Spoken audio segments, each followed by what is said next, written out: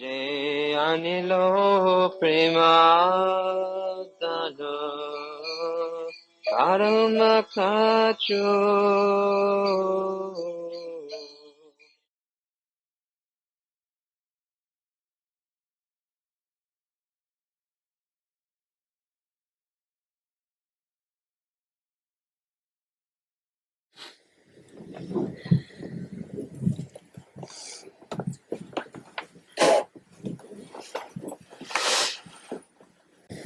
Krishna Tamal Krishna Goswami.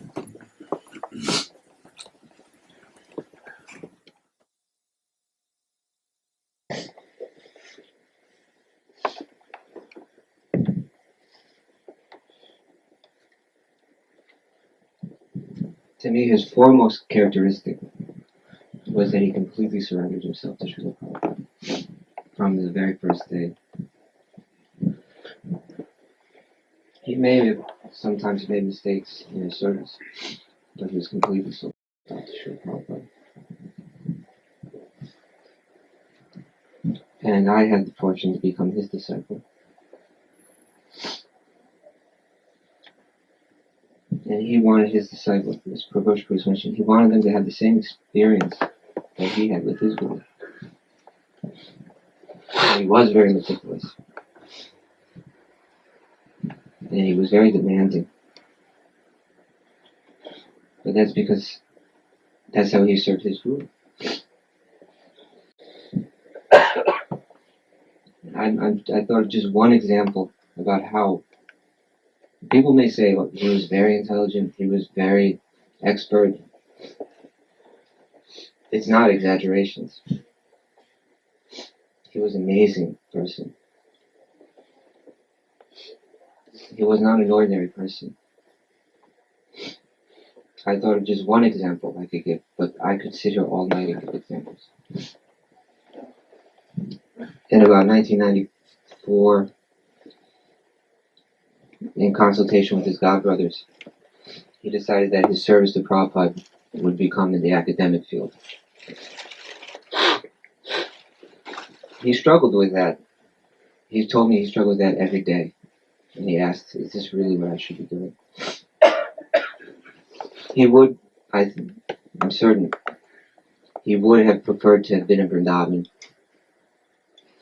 studying the books of the Goswamis and preaching about them. But due to circumstances, that wasn't possible. So he entered the academy. And I could go on and on about, there's so much I could say about that. But he entered Southern Methodist University, which is a very prestigious school in Texas, like a Harvard of the South or the Southwest. And it's a old school. I'm sure its history goes back over 100 years. There must have been at least 1 million students, I think, in that school, because they probably have about 20,000 here. I don't know, many. If not 1 million, hundreds of thousands of students. He went into the school, and he didn't. I mean, it would have been impressive if he would have got a 4.0 average, or if he would have in some way been decorated as a student there. But he became literally the most decorated student in the history of that university. Well, who could accomplish such a thing? It became his service to go in there, so he went in and he became the very best student in the history of the university for Prabhupada. So he wanted to train his disciples to be like that, to give everything, and to become very expert in their service. And he gave me everything that I needed.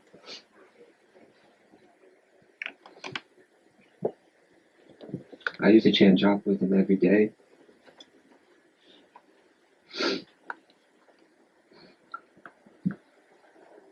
And he would sit me right next to him. He treated me like a son. And we would chant, but we'd also talk. And he would speak to me. And he wouldn't say it directly, but I could understand what he was doing was he was training me. But he was training me how to think. He wanted his disciples in the future to be able to see things clearly, to discriminate clearly. He had the ability to discriminate like no one else. Many, many, many devotees will say that he could look at a person and in just a minute's time size that person up and really understand who that person was, what made them tick, what were their qualities, what were their qualifications.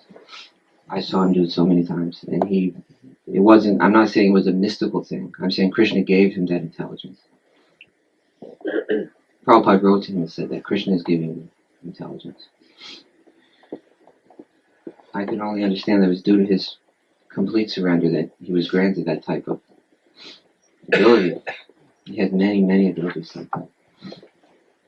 So he was training me like that. He would quiz me, what do you think of this? What do you think of that? Someone would mention something, well, he'd turn to me, what do you think of that?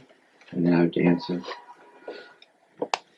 And he had a special relationship with Prabhupada that he could speak to many devotees who were there with Prabhupada and him at the same time. So he could speak to Prabhupada in a way that few were able to. If Prabhupada said something, he would contradict it respectfully. And Prabhupada allowed him that. And he allowed me to do that with him a little, somewhat. He could say something and say, yeah, but what about that? And then he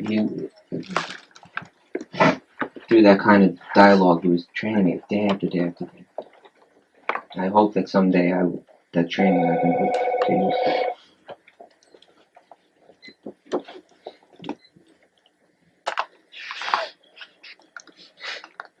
And many people, they know him from a distance. If they only know him from a distance, they may think, yeah, oh, he's a very heavy person, very strong, powerful, heavy. But that was one side. And anyone that knew him a little bit intimately knew he had a very, very soft side. And with that soft side, he melted people. And people loved him. By that soft side, he was able to take people who would have no connection to Krishna consciousness and have them wrapped around him. They wanted to become pure devotees. The men wanted to follow in his footsteps. All the ladies were very attached to him. He never behaved improperly with them. But he had a way. The ladies became very attached. And by that attachment, they became Krishna conscious. And you train them as well.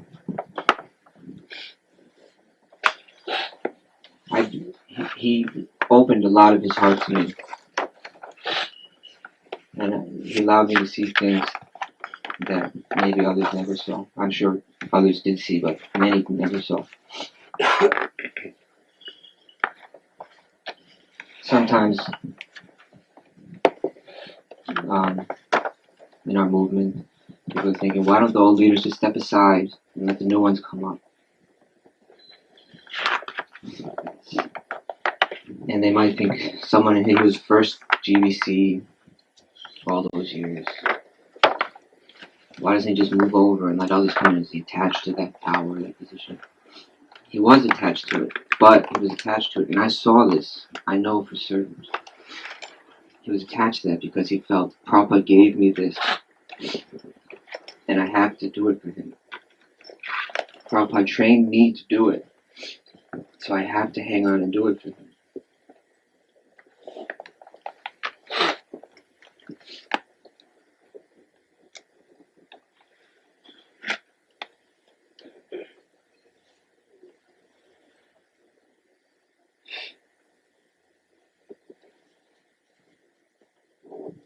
And it's very hard now to understand the repercussions of his leaving us like this. Someday we will see those repercussions.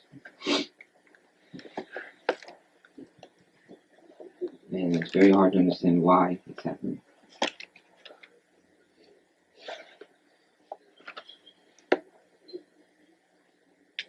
So for now, all I can do is feel it on the level of the heart, on the personal level, the loss.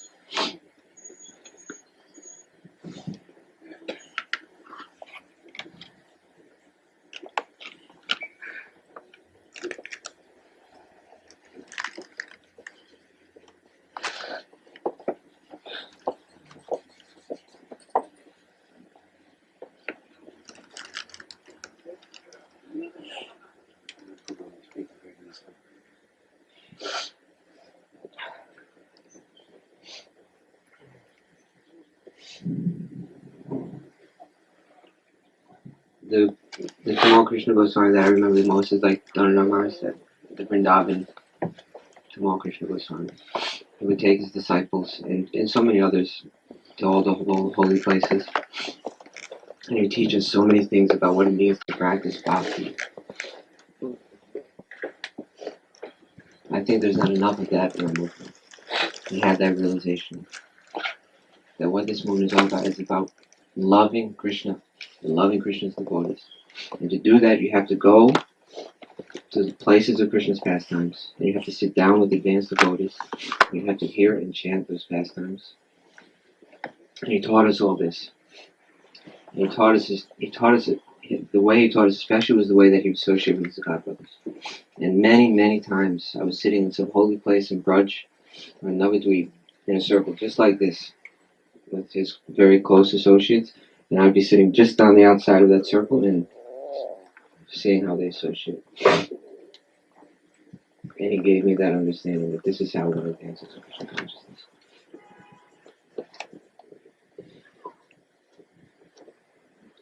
He loved Braj. He loved Navadvip. He loved the books of the Goswamis. And he loved his godbrothers. He loved his disciples. He loved Srila Prabhupada. And now he's loving Krishna.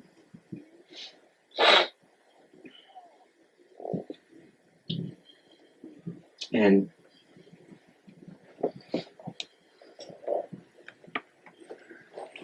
personally, I'll accept as his final instruction for me is how he spent his last days.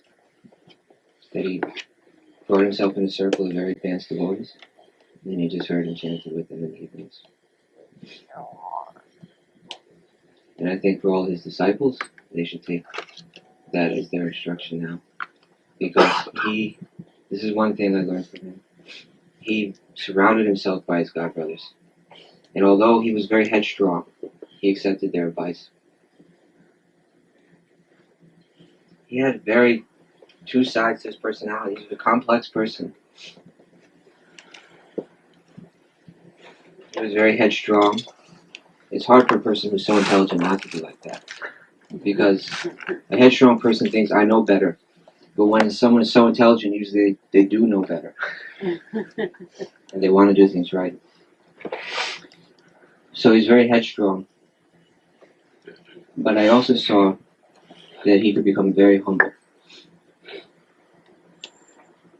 When he did things, he would do them in a powerful way. And when he would be humble, he'd become humble in a very powerful way. He would bow down low. And not many people can do that. Particularly people that have been honored to a very high level. When you've been honored to a very high level, it's very hard to bow down very low. But I saw him do that, and I accepted that as an instruction.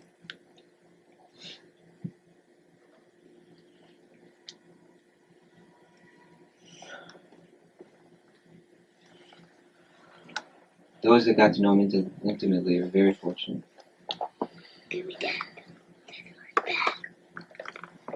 And those that didn't miss something very special.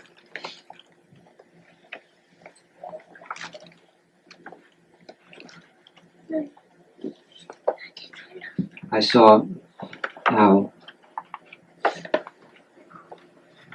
he served his disciple, Kirtida, in her last days. Many of you have heard the story about her. Kirtida served him, and he promised her, when your time comes to go, I'll be there for you. And he sacrificed to be there with her. And he his presence was so powerful that we could see she was going to have absolutely no problem meditating on Guru and Krishna and going back to that. He created the atmosphere for her. He would say, oh, just see how she's brought Vrindavan here for all of us. But she could have never done that without him. And he was right there by her bed. And people think that he was heavy, he was a sannyasi. He would, I mean, she was an old lady, she had just skin and bones, but he would climb up on that bed with her and take her head, put it in his arms, chant with her. He was very soft like that.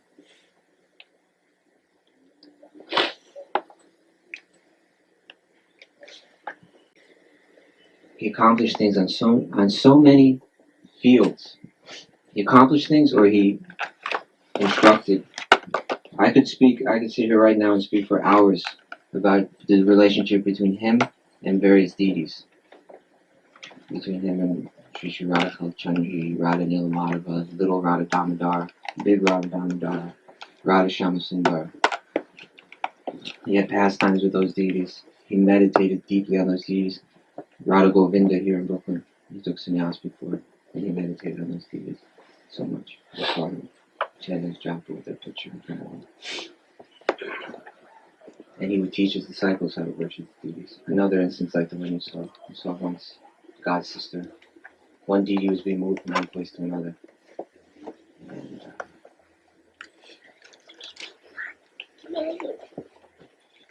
he said, so how will she be going? And there's a box there with this white styrofoam popcorn. That was burning. He kicked that box. He's angry. He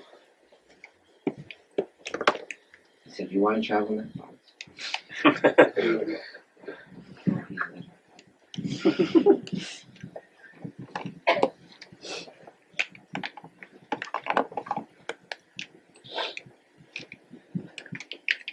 He would instruct from the smallest thing to the most deep and advanced esoteric aspect of Krishna consciousness. He would lecture you just how to put a chapati on a plate.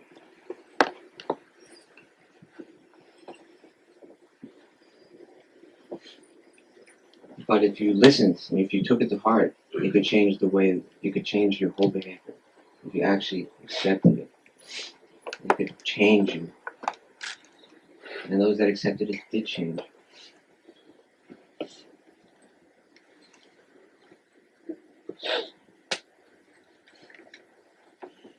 But then he'd also give very deep instructions. I wanted to do some service for him. He and I had a fight once. But I wanted to show him that I still loved him. I'd heard one lecture he gave, I don't know how many years ago. On that tape he mentioned a story. And he said when they were building the Krishna Balaram temple, he thought that they would cut down the tree in the courtyard, the Tamal tree. And so he's thinking when they cut down that tree, then I'm going to have beads made out of that. I'll chant on that. But of course they never cut down that tree. Anyone who's been to that temple knows they built the temple, the courtyard around that tree. But I guess 25 years later or so that tree passed away. And I heard that one devotee in Vrindavan had the wood from that tree. So I said, let me get that wood and make a set of beads, fulfill that desire they had so long ago. So I got those beads. And then to show again his meticulous, very finicky, transcendental finickiness, and the beads were infested with bugs that were eating it. And so if I let that go, they would just turn it all to sawdust. So I had to soak them in oil. No, I soaked them in ghee. That's what I was told. Ranger told me soak them in ghee, but that's the pure thing. So I soaked them in ghee, and then I presented it to him as Vyas Puja gift. And he was touched by the gifts that someone even knew that he had desired them in the first place, if I didn't know. But the gifts meant a lot to him because it wasn't just like, oh, what a nice set of beads. To him, that was the Tamal tree. And the Tamal tree understands what is separation from Krishna, because the gopis embraced that tree when the separation from Krishna. So he couldn't take the ghee. He had the smell of something he just had an aversion to. So he took those beads and he gave them back to me. And he said, when you are chanting japa, you're alone. He says, you keep these on your altar, but you're very concentrated and focused. And you take these beads out and pray. When you chant on these beads, I want you to pray. You pray to the beads that you understand is Vipralambha Seva. So will you please reveal that to me?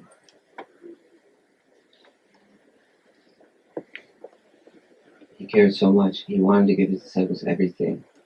And he just worked non-stop to do it.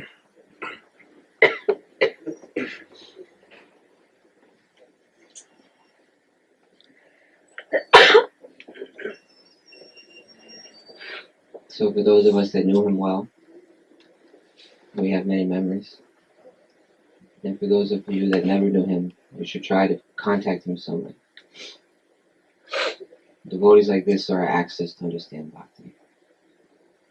And if we hear from them, we try to serve them.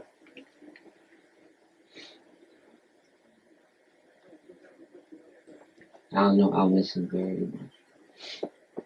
I thought he would live to be 100 years old.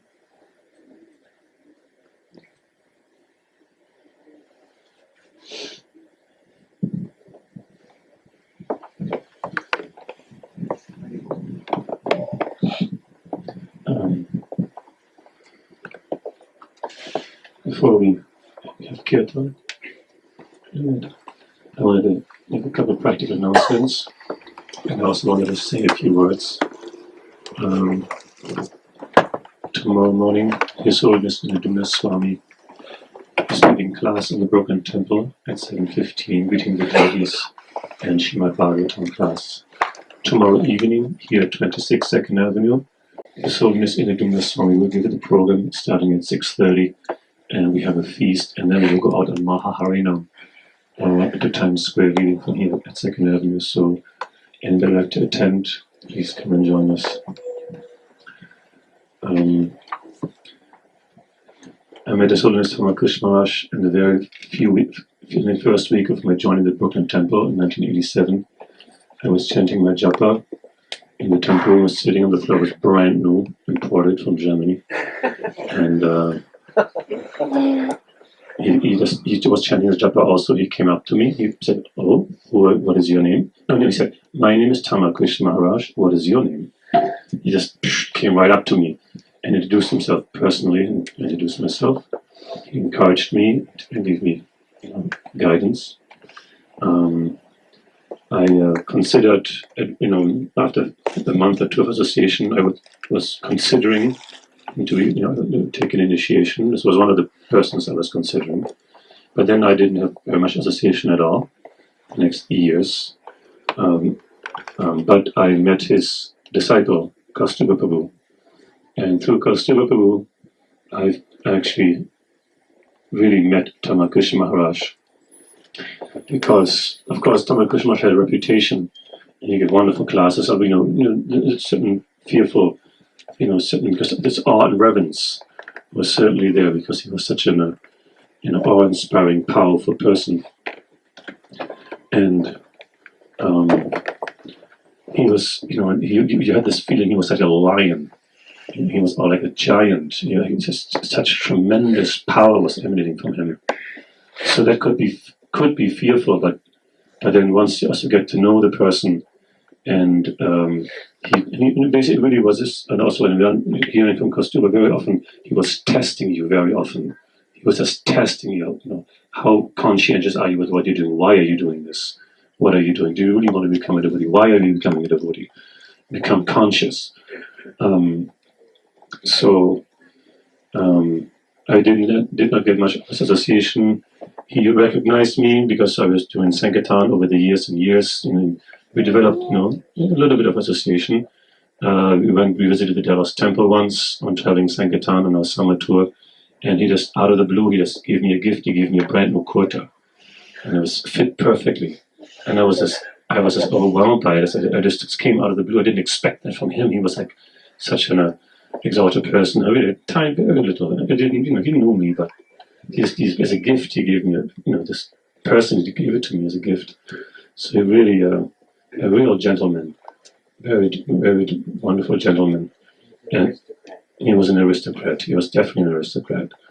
But mainly, I really got to know Tamal Krishna Maharaj, his personality, and understanding him through Kaustubha Guru, because we were traveling together for years doing Sankirtan, and Kaustubha Guru was really falling very nicely in the footsteps of his guru by organizing especially the summer tours, distributing 4, 5, 6 bands going all over America, following certain bands, going all over America, going East Coast, West Coast, back and forth.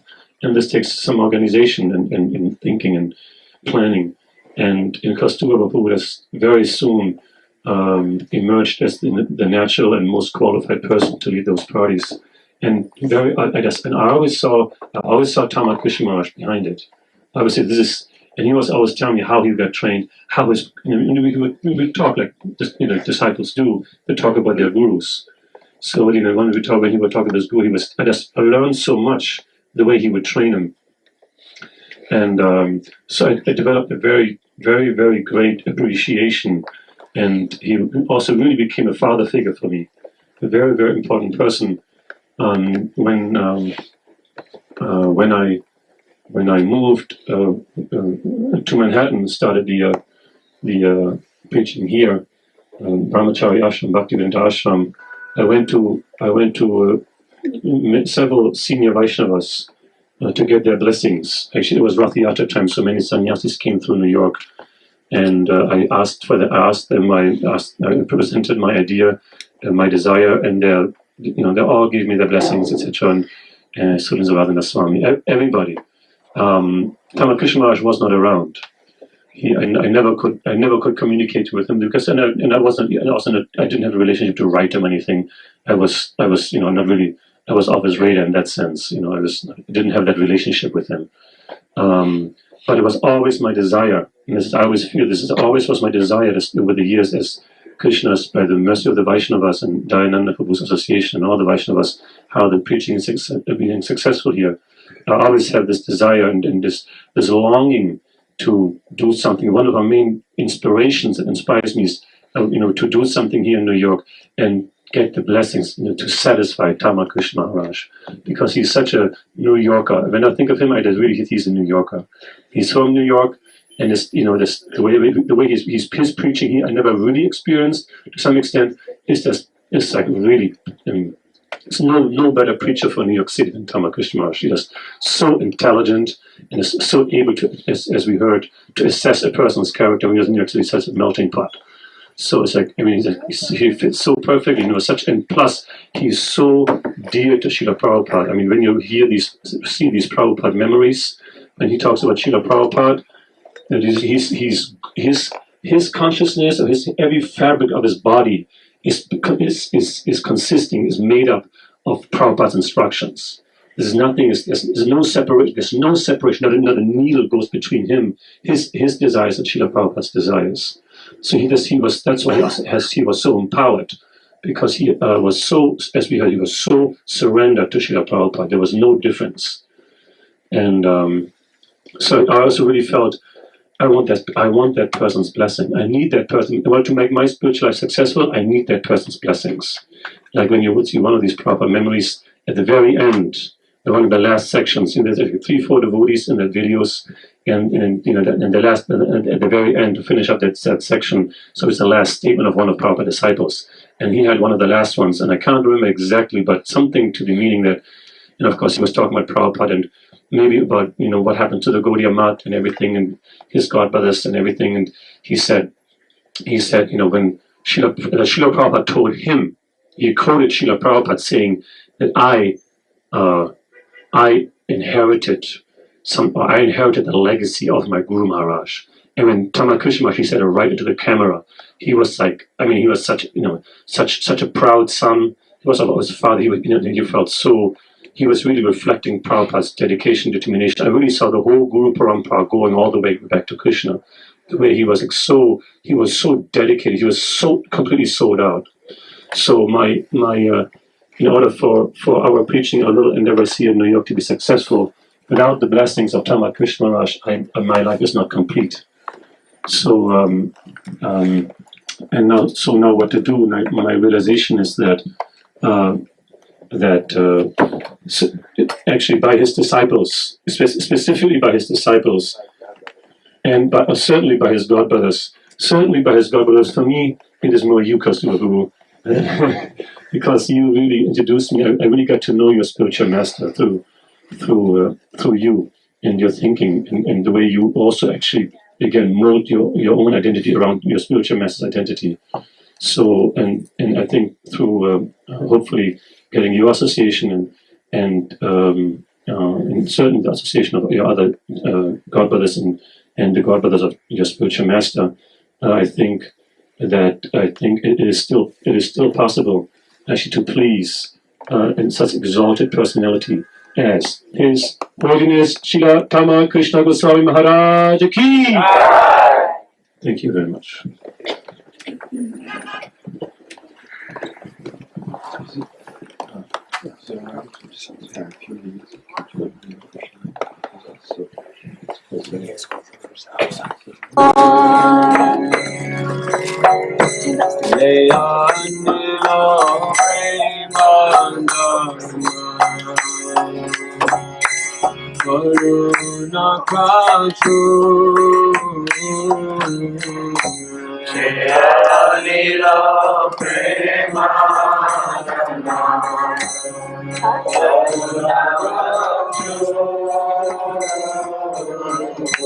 Hey Ram Prabhu, Katha Geda, Kanda Thakur.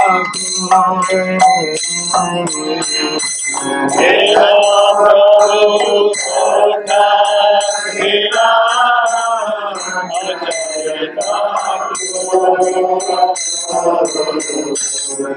Hey Ram Prabhu, Katha Geda, Kanda Hela Prabhu Kota Hela Acharya Ahamara Saru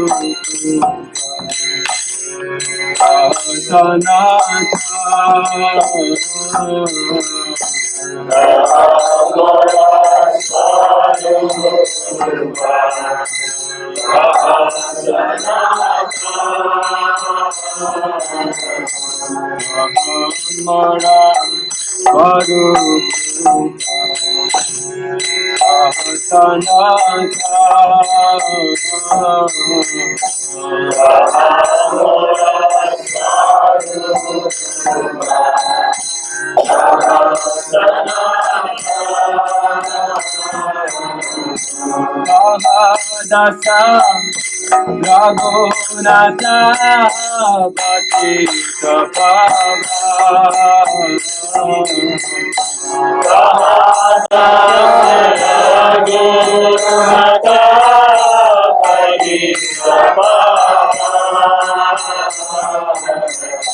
Kahadasa Raghunatha Pati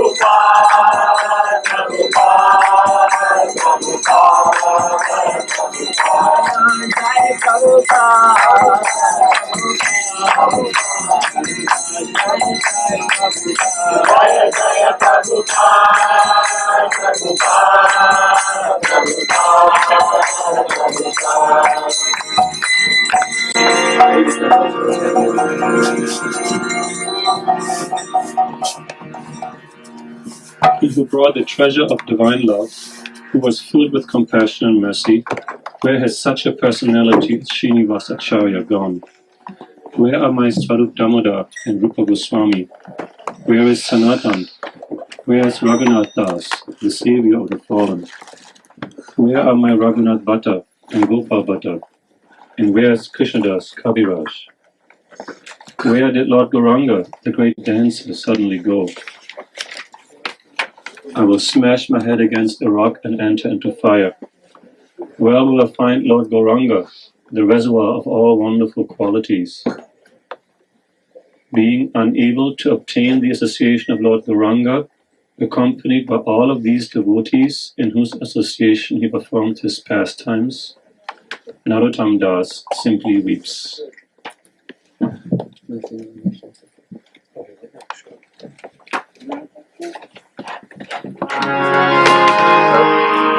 Page 69, Ori Vaishnava Chakra.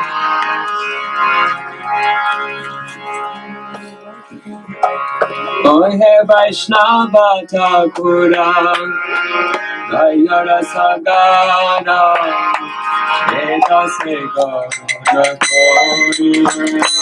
Ohe Vaishnava Thakura, Gayara Sagara,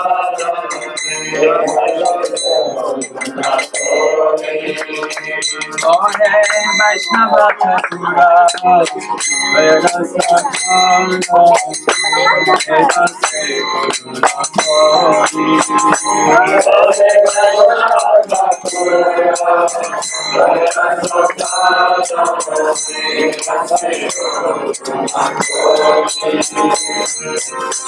Deya Parachaya Sarahaya Maya Tomara Charanandori Deya Parachaya Sarahaya Maya Tomara Charanandori Deya Parachaya Sarahaya Maya Tomara Charanandori Deya Parachaya Sarahaya Maya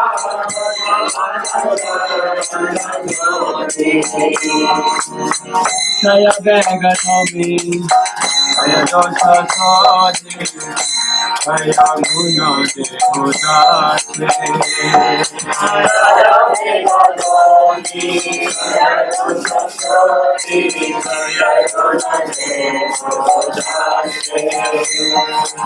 Jaya Vegatami Jaya Dosha Sodi Jaya Guna Devudase Jaya Vegatami Jaya Dosha Sodi Jaya Guna Devudase Jaya Satsangam, Deho Hai Amare, Boseti Sangera Oti. Jaya Satsangam, Deho Hai Amare, Boseti Sangera Oti. Jaya Satsangam, Deho Hai Amare, Boseti Sangera Oti.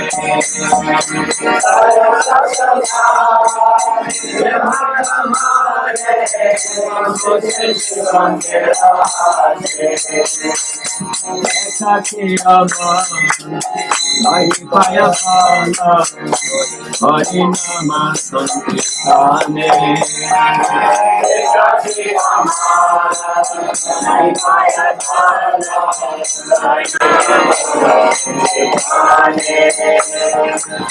Ekatiyama, Mahipayabala, Harinama Sankirtane.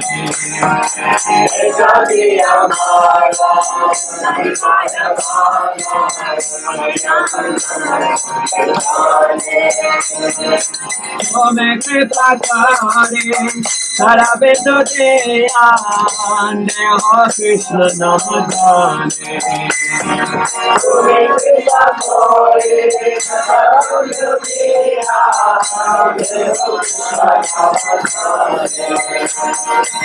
Ome Kripakare, Sarabendo Deyan, Deho Krishna Namadane. Ome Kripakare, Sarabendo Deyan, Deho Krishna Namadane.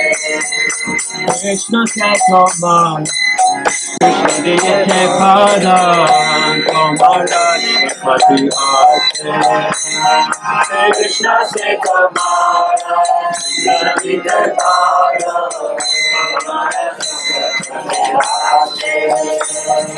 Krishna Chaitanya, Krishna Chaitanya, Kamala Shapati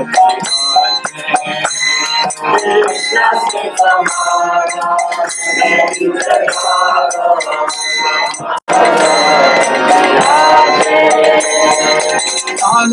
Kandalan, Krishna Krishna Bali, Daita Bhakti Bhakti. Krishna Kandalan, Krishna Krishna Bali, Daita Bhakti Bhakti. Kandalan, Krishna Krishna Bali, Daita Bhakti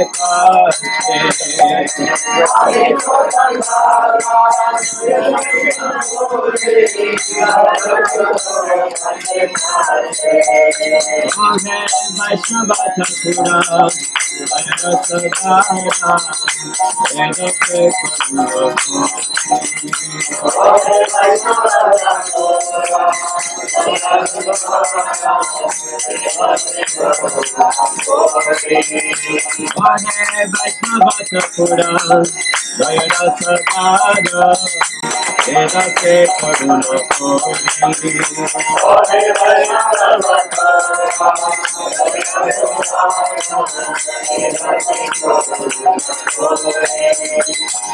Maya Parachaya, Parahaya Maya, Tomara Charana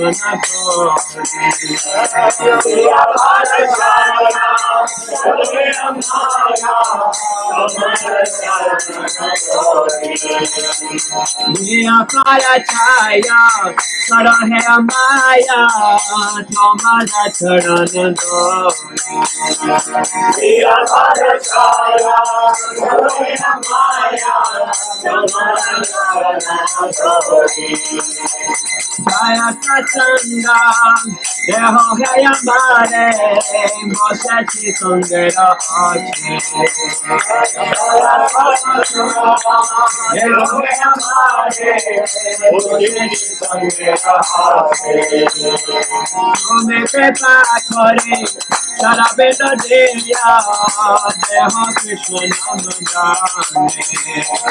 Ome Pepa Kore, Sarabeta Deya, Deho Krishna Namadane. Ome Pepa Kore, Sarabeta Deya, Deho Krishna Namadane.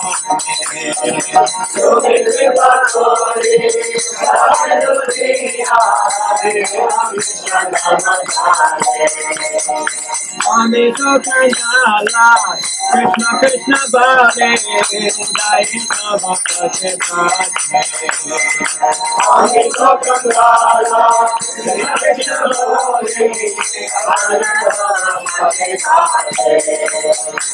Ame to Kandala, Krishna Krishna Bale, Daika Bhakti Ame to Kandala,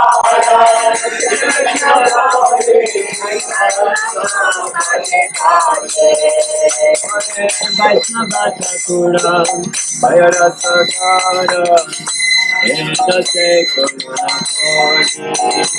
Ore Vaishnava Thakura, Bhairasa Gara, Edase Karuna Kori.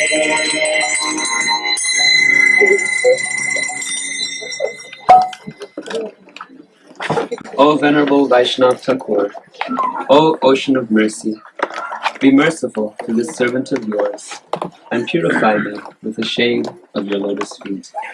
Your lotus feet I humbly hold.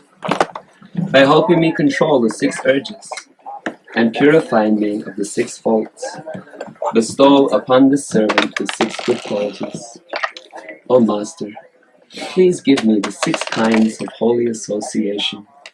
I have sat down here hoping to have your company. Alone, I do not find the strength to chant the holy name of Hari. Please be merciful and, blessing me with a drop of faith, bestow upon me the great treasure of the holy name of Krishna. Krishna is yours, and you can give him to me, for such is your power. This wretch is simply running behind you, crying Krishna, Krishna. Tamal Krishna Goswami Maharaj ki Jai.